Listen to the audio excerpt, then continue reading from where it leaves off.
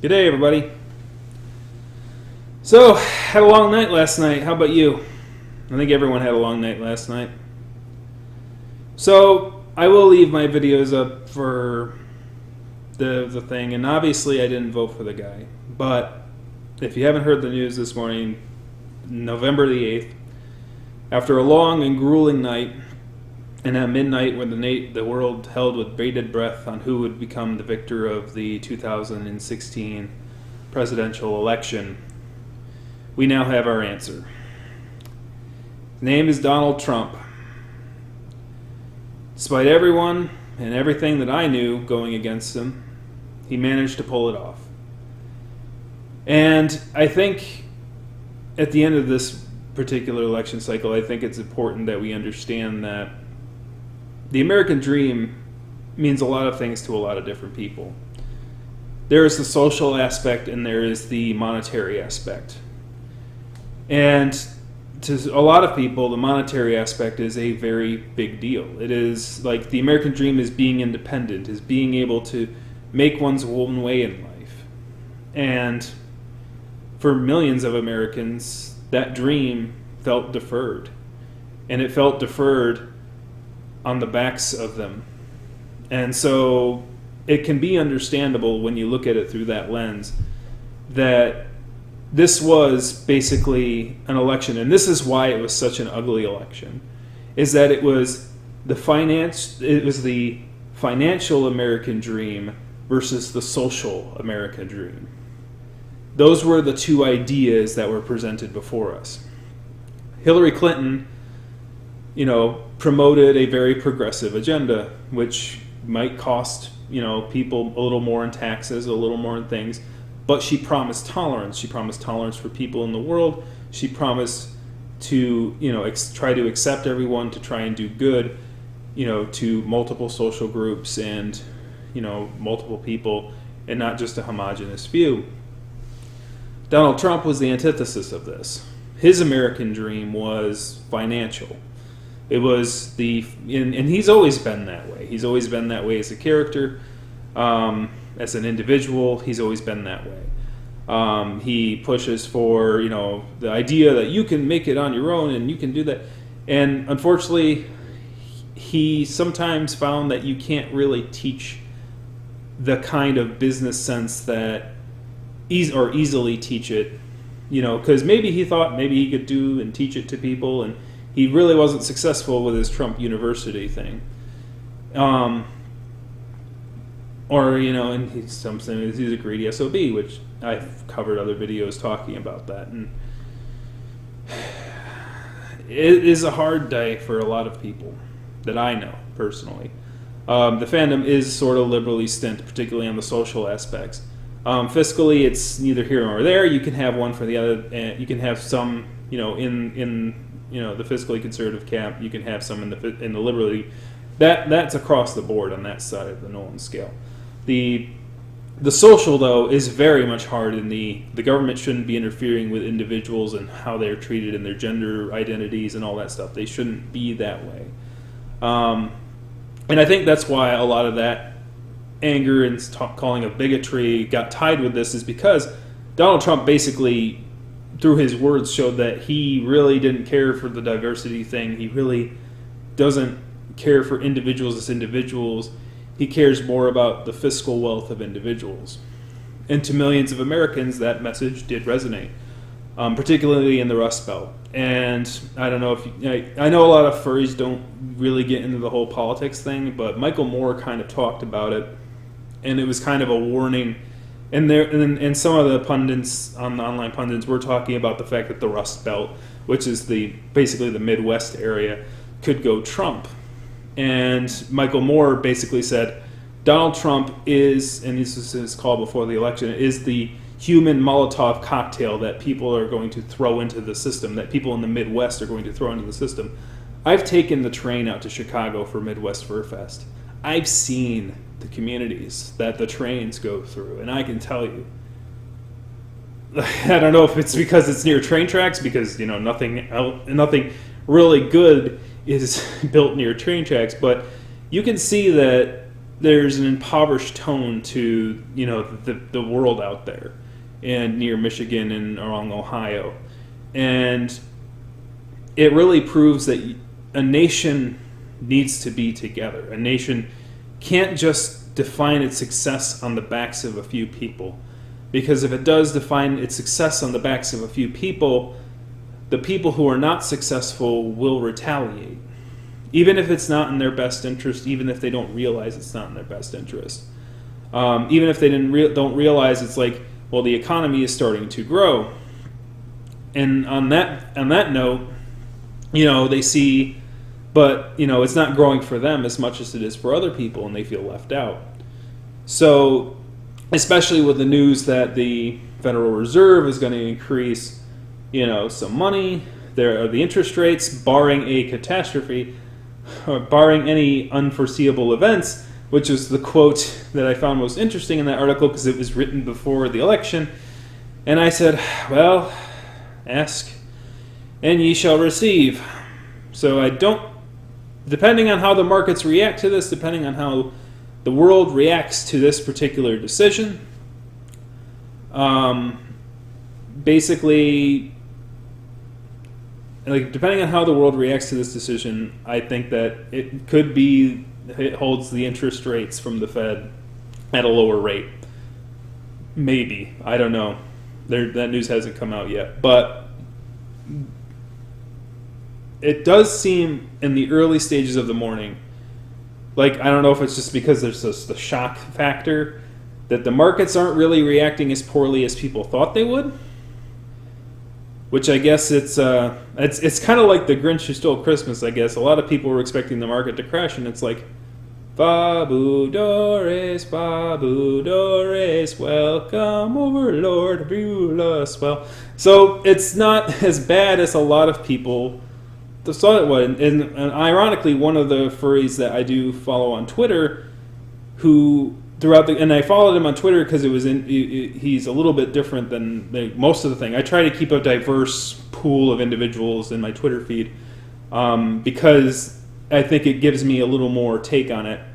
I believe he lives in the Ohio region, and I believe he was talking about how the Rust Belt was going that way, and he was a Trump supporter himself.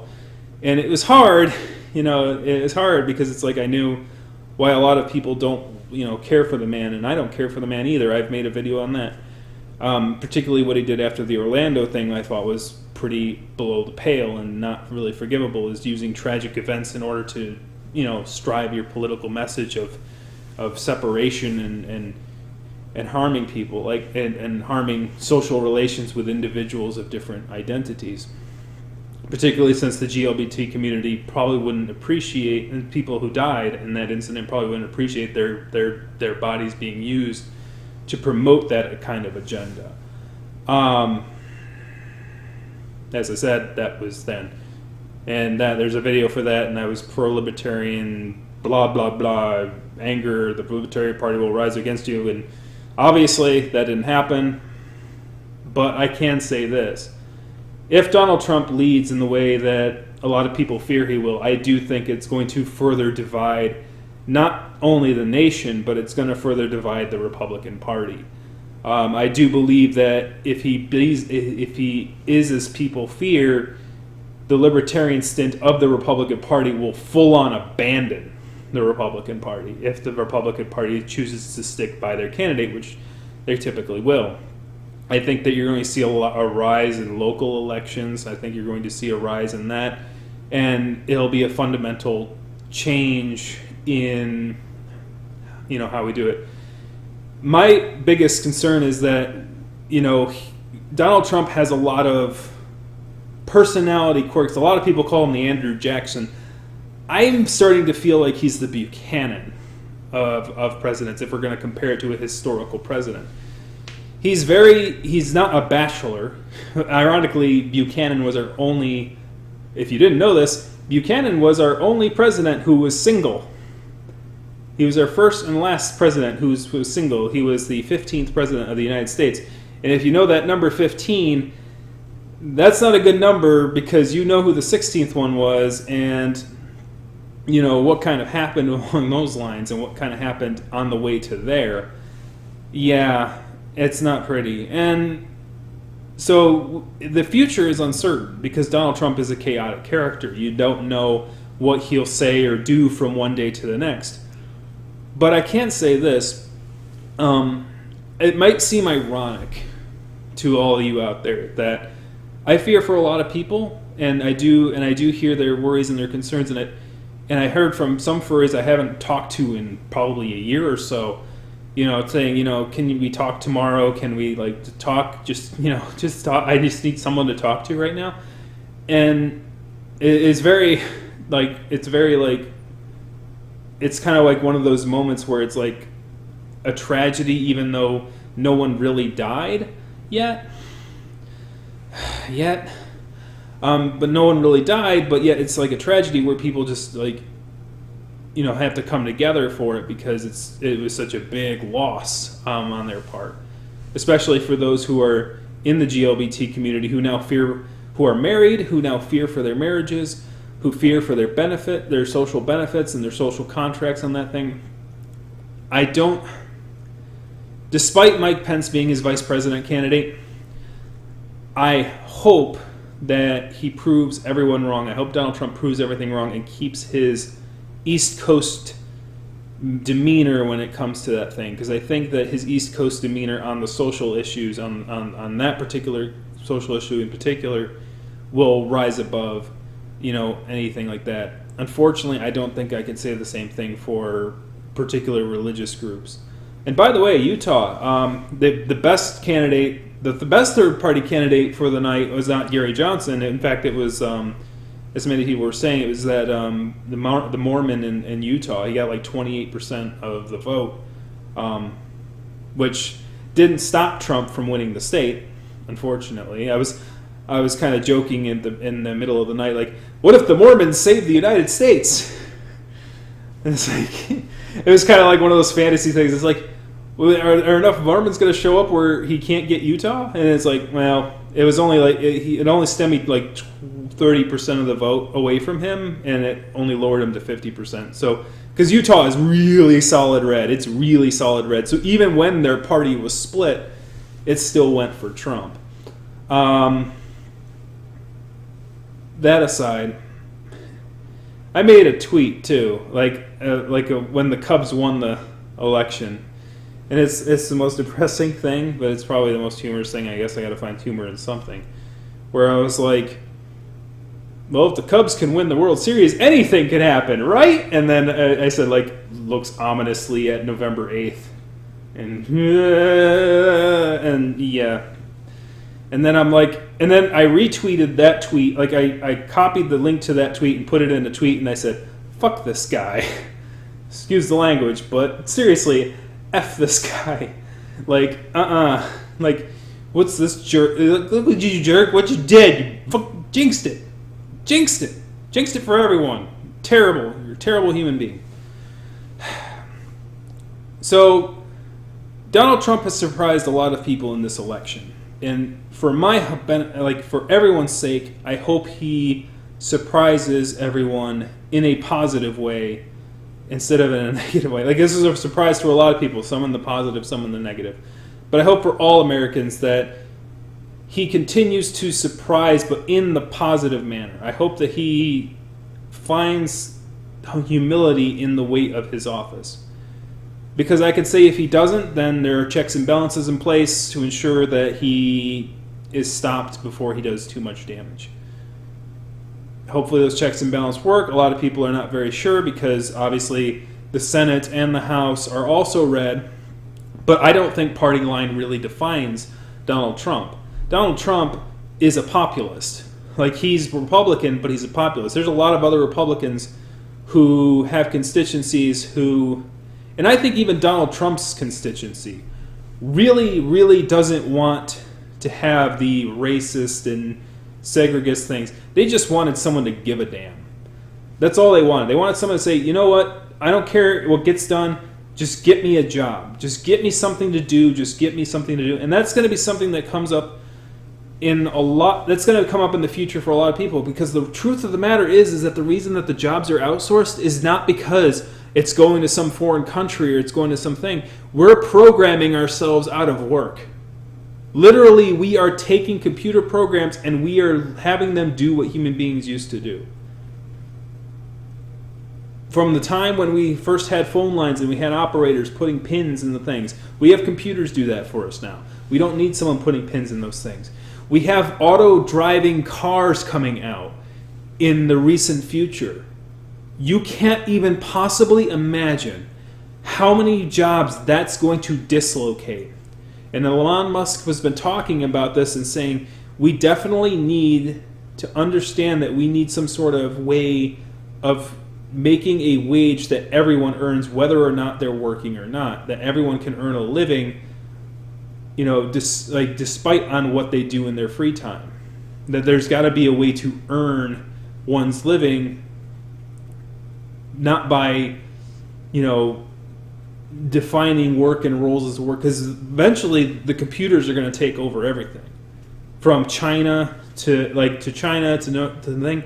It's already kind of happening, and productivity is increasing per individual, so you don't need to hire as many individuals to do the same tasks because computers do a lot of the monotonous work, and that's going to continue, despite what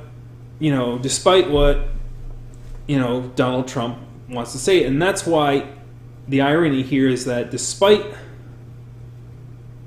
me being concerned for my GLBT friends, for Muslim friends, for African American friends, for people of different colors and races, colors, gender, creed, etc. Despite my worries for them and the hard times that they're going through right now, which I hope will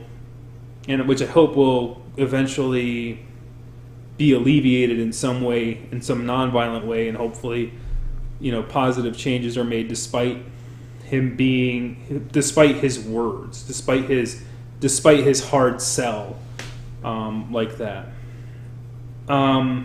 He's a chaotic agent. You can't predict him. I can't predict him. You can't predict him. He may surprise us, and hopefully it's in a positive way. But I do fear for him. Ironically, the most ironic thing is that I don't think he knows that this was the worst possible outcome for him. Mr. Trump, this was the worst possible outcome for you. You may realize it, I don't know. You may not realize it until you're in that office. You may not realize it until you start getting those, until you start getting those secrets being laid to bear for you that only you can know. And it's because you're the kind of guy who wears his heart on his sleeve, who will say what is on his mind and all that stuff, but you can't say what you're learning from our Secret Service. You cannot say it to us. Even despite how much you want to say it to us, despite how much you want to do that, despite how much you want to have information to the people, despite your populist nature, you can't divulge that information to us. And you're going to slip up because you're a man who wears his heart on his sleeve. You tell it like it is. You tell it how you feel like it is.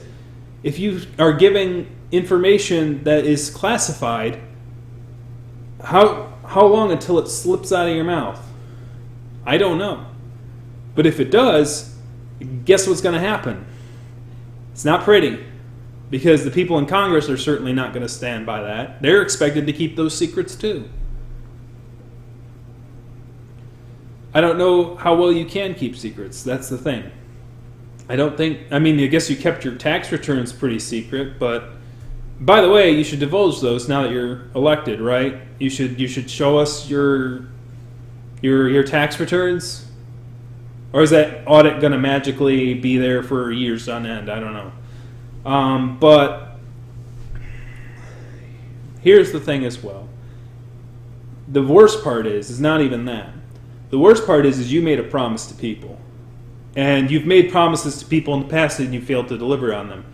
And all you did was okay, we'll run away and I'll close it up and deal with the litigation and blah, blah, blah. You can't run away from this problem. You can't run away from being president of the United States. You can't. Unless you resign, which, I guess you could run away from it. Nixon resigned, right? Yeah, so you can run away, I guess. But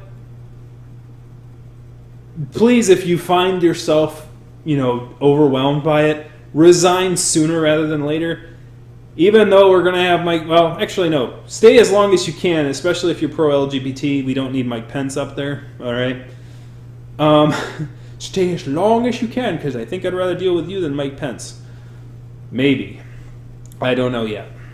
But know that you come into this office with a lot of people not happy with you because of what you did to the American dream of an integrated society, of a society without borders, of a society that's open, that shares, that's publicly welcoming.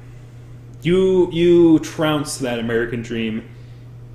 So you better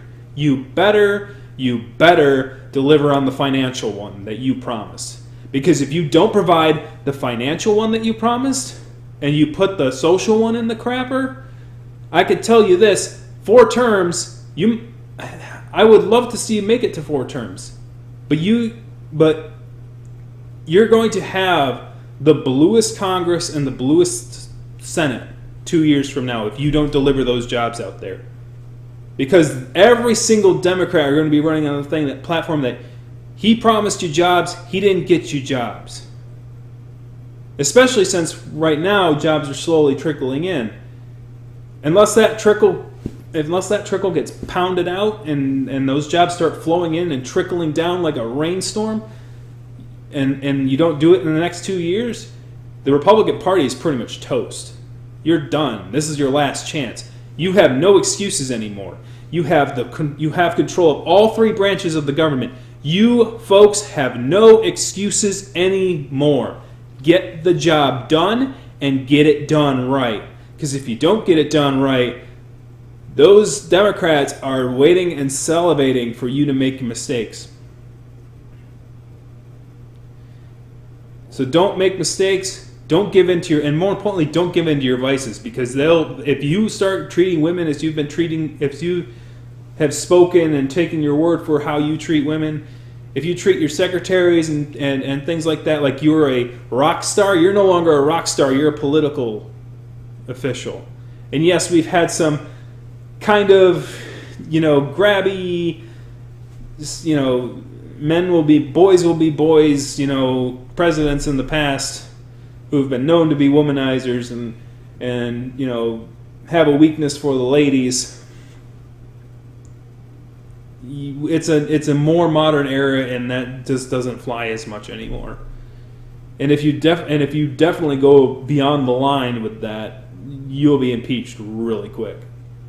And I think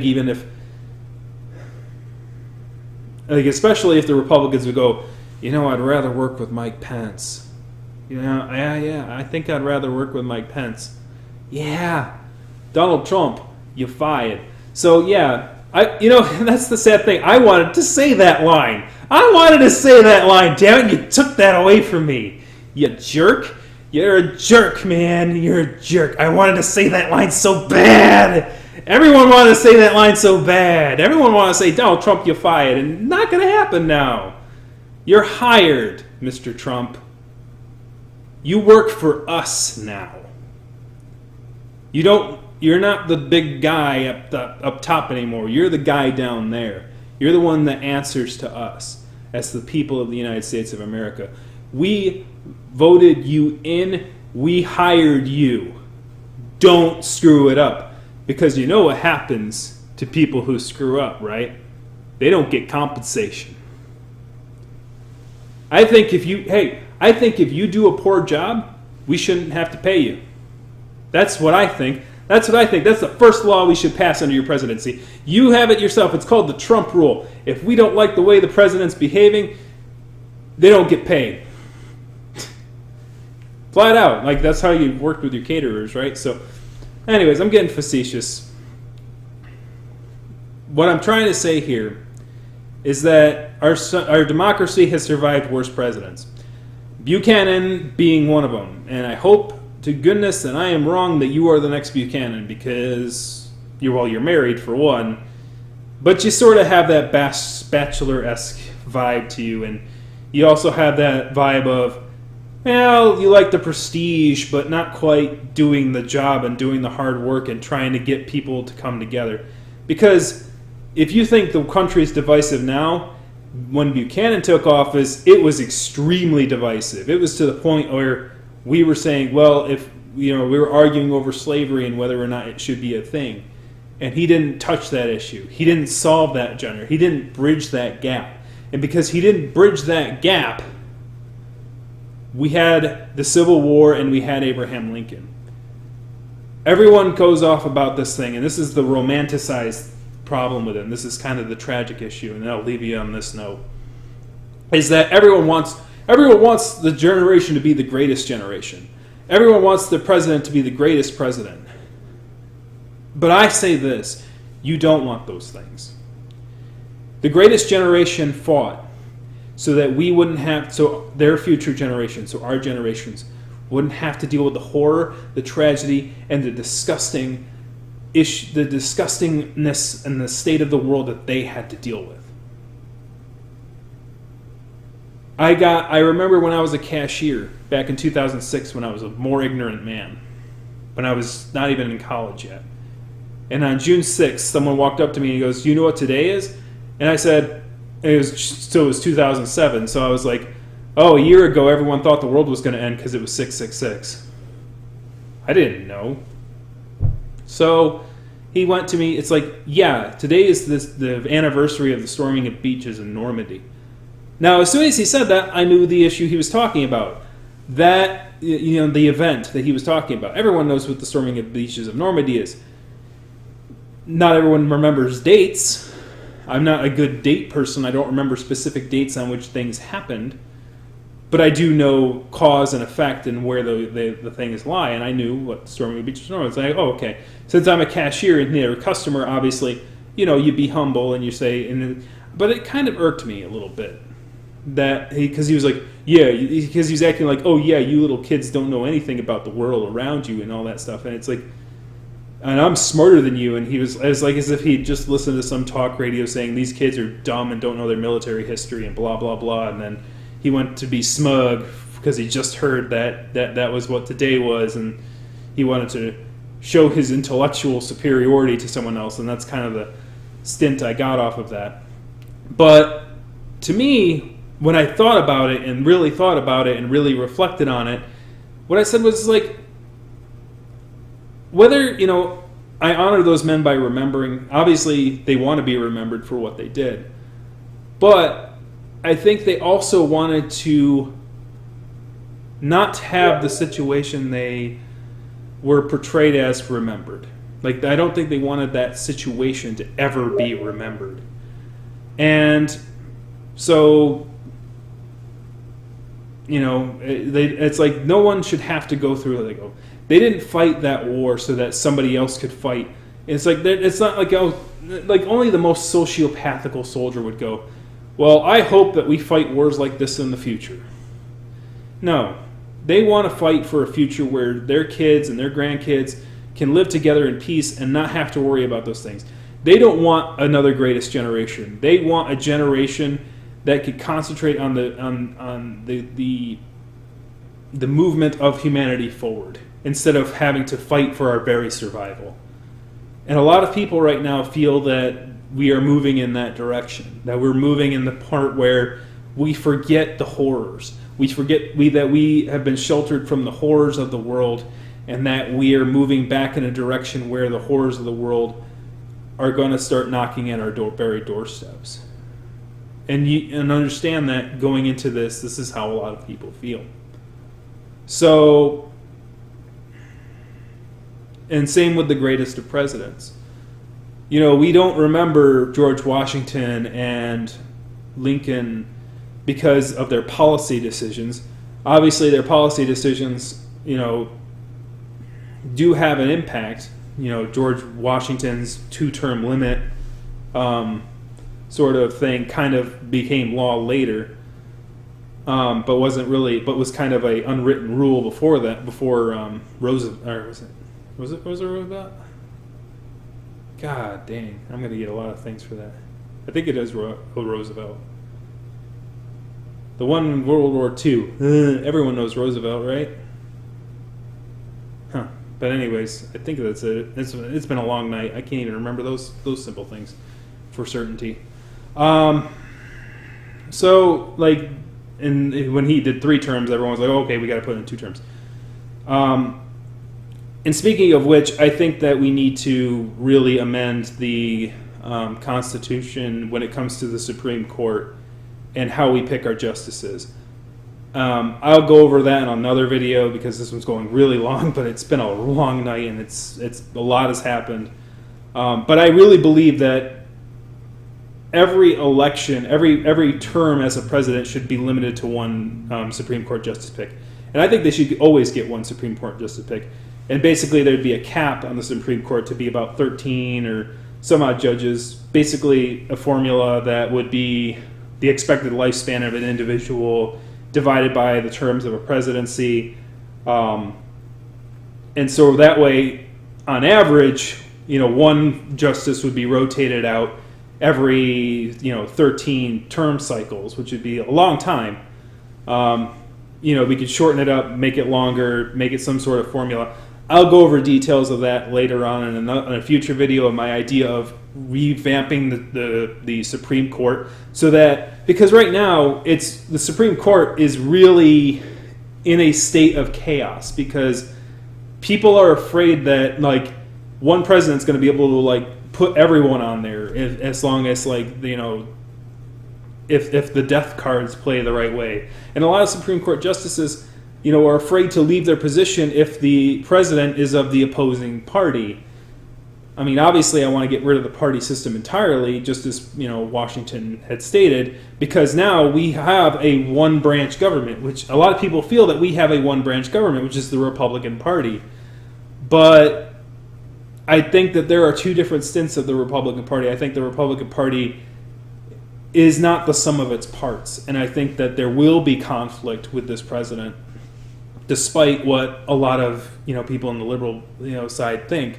I think that there will be conflicts that will arise from a President Trump between him and the Congress on getting certain things done, especially if he starts becoming unpopular because he failed to live up to his economic promise. He failed to fulfill the financial American dream.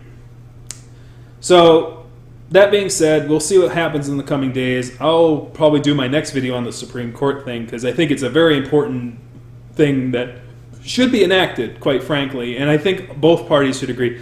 On top of that, I think that, for one, and this is another thing when it comes to elections, I took today off. I took the day of election off so I can go out and vote and do all that stuff, but I also took the day after off, and the reason I did that was because I knew in 2012 I didn't do that, and I paid a lot of emotional and psychological consequences for it. It wasn't pretty. That's a long story, maybe for another time. But basically I only got like 2 hours of sleep before the next day of work, and then I basically ruined my biological clock, and it went for about a week, and then I went crazy. That's the story for another time.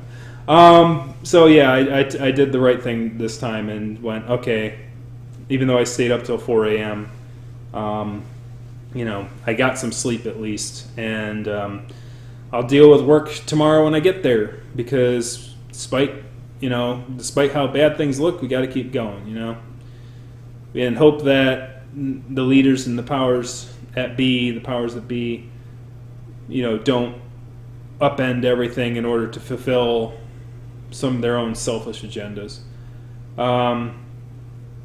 So I hope to the people of the Midwest that you made a strong decision, and you made a powerful decision, that you felt like you were left behind. And us on the coasts need to understand that we need to be one nation, that we need to reach out to you guys and make sure that we do better for you. And I hope that Trump does do better for you and better for all of us, than maybe better than Hillary Clinton could. I have my doubts, and a lot of people have their doubts. And you have to understand that we have our doubts going into that. And it's time for Donald Trump to understand that because we have our doubts are not a disparagement on his name. They're not an insult. They just need. He just needs to understand that he needs to be a bigger man. He needs to be a bigger man in the sense that he can't let things get under his skin. He can't be easily emotionally manipulated anymore, because our enemies out there will take full-on advantage of that. And then we wouldn't have, when we've had the domestic issues, would be the far least of our concerns. So, thank you very much for watching. Be there for one another out there, because I know things are hard right now. But the world needs furries right now. Is the positive thing, I guess, the positive spin. The world needs us furries right now. They need people that, can, be there for others and stuff like that, and have fun with life, and know that there's fun and joy in life, and to help extend that out to other people. There's a lot of things going to be going around, and a lot of people are going to have to be there for one another. Let us not let the person who leads us, the bitterness and anger that it was in his words, define who we are as a character of a nation. Even though it seems like us electing that individual does make that our character. We just lost sight of priorities, I believe. We tossed away our social tolerance, our social ability to work together with people of varying backgrounds in order to secure a more fiscal future for ourselves. We gave into the idea of money rather than social tolerance. We gave into that American dream. So hopefully someday we'll find that we can have both, the financial dream of the United States and the social tolerance and unity of the United States all in one place, without the need to sacrifice one or the other. And only then will we as a country be able to be whole again. Good luck out there, and thank you very much for watching. Have a good one. See you later.